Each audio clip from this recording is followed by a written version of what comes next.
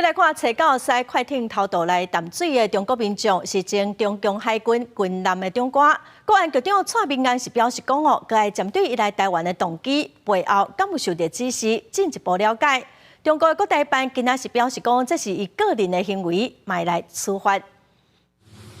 前中共海军艇长、中国籍姓翁的查甫人，前几天驶快艇进入淡水河口，中间有50分钟，海巡署拢无通报，承认是人为疏失，惹出国安漏洞。国安局长蔡明安昨日表示，有真正疑点爱调查清楚，针对当事人来台动机进行全面的情报收集。那从国安的角度来讲，我们不能够排除任何的可能性，特别应该要针对当事人的来台的动机，以及背后有没有中共的操作来进行进一步的了解。中国国台办表示，这完全是姓翁的查甫人个人行为，台湾无必要粗暴改编，会对姓翁的查甫人进行处罚。不过，这姓翁的查甫人有强军背景，但来靠一个人就创一虚情码头，立会烦恼显示伊对作战参数海上油料来台所需要时间路程，拢有充分的了解。那背后有中共指导，代表强军加压咱的国安抗衡。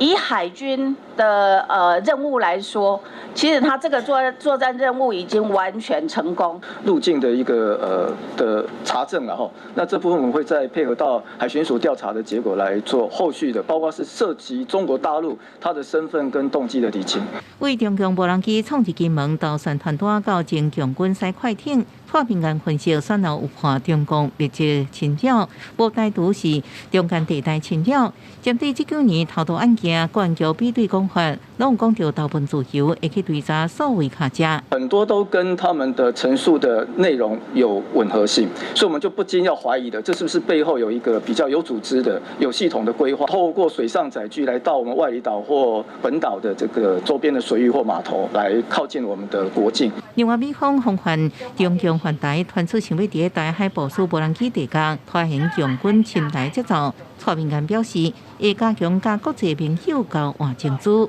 记者综合报道。